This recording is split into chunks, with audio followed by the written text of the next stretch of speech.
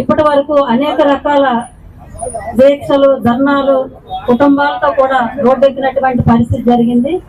ఎన్ని జరిగినప్పటికీ కూడా ఈ కేంద్ర ప్రభుత్వం అయితే ఎక్కడ కూడా వారి యొక్క ఏదైతే కేబినెట్ లో ప్రైవేటీకరణ చేస్తున్నామని ఆ రోజు చెప్పారో దాన్ని వెనక్కి తీసుకునే నిర్ణయం అయితే ఇప్పటికీ కనబడలేదు. మరలా రెండోసారికి ఆయన కేంద్రంలో ప్రధానిగా మోదీ గారు ఉండడం కూడా ఆ రోజు ఏదో ఆశపడి ఈ రెండు పార్టీలు తెలుగుదేశం అటు జనసేన కూడా సపోర్ట్ ఇస్తే కేంద్రంతో కలిసి ఉన్నారు, మనకి ఈ స్టీల్ ప్లాంట్ ని కాపాడతారని ఒక పెద్ద నమ్మకంతో ఆ రోజు ఇక్కడ ఉన్నటువంటి వాళ్ళంతా కూడా గెలిపించడం జరిగింది.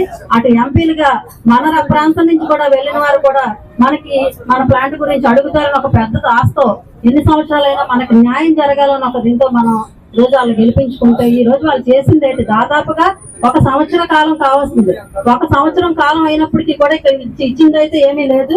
పెద్దలందరూ ఇప్పటికే చాలా మంది పెద్దలు ఈ కమిటీలో ఉన్నటువంటి వారు చాలా మంది చెప్తే ఈ రోజు ఇక్కడ నేను విన్నాను.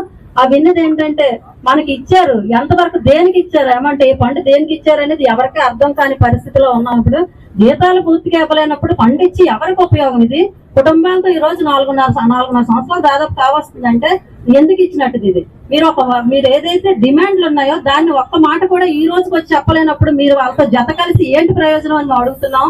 గతంలో అయితే గత ప్రభుత్వంలో ఉన్నప్పుడు కనీసం మనం ధర్నా చేస్తే, దీక్ష చేస్తే మనకి అనుకూలంగా వచ్చి ఇచ్చినటువంటి అనుకూలంగా ఉన్నటువంటి పరిస్థితి అనే ఉంటుంది.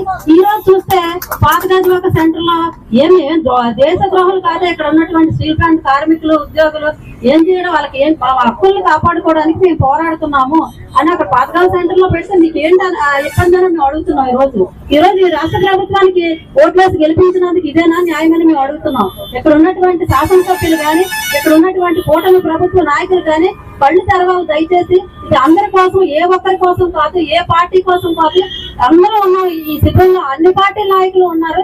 దయచేసి అందరూ కూడా మీ తరఫున కూడా ఈ రాష్ట్ర ప్రభుత్వం తరఫున కేంద్రానికి ఇప్పటికైనా కళ్ళు తెరవమని చెప్పండి, న్యాయం చేయమని చెప్పండి అనేసి ఈ సందర్భంగా మేము తెలియపరుచుకుంటున్నాము. గత ప్రభుత్వంలో ఆ రోజు 4 సంవత్సరాలు 3.5 సంవత్సరాలు దాదాపు ఈ నిరసనలు చేపట్టినప్పటికి కూడా వారి యొక్క సపోర్ట్ ఉంది. వైఎస్ జగన్మోహన్ రెడ్డి గారు ముఖ్యమంత్రిగా ఉంటే సపోర్ట్ నిలబట్టే మనకి శిబిరం నడిచింది.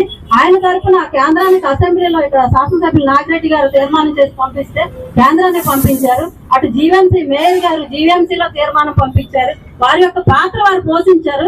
ప్రధాని మోదీకి అయితే మనకు తెలిసిందే కళ్ళు కనిపించు, చెవులు వినిపించు. కాబట్టి ఈ నిర్ణయాన్ని మీరే ఇప్పటికైనా వెనక్కి తీసుకోండి. ఏవైతే పెద్దలు ఇప్పటి వరకు డిమాండ్లు చేశారో శైలిలో విలీనం కానీ అలా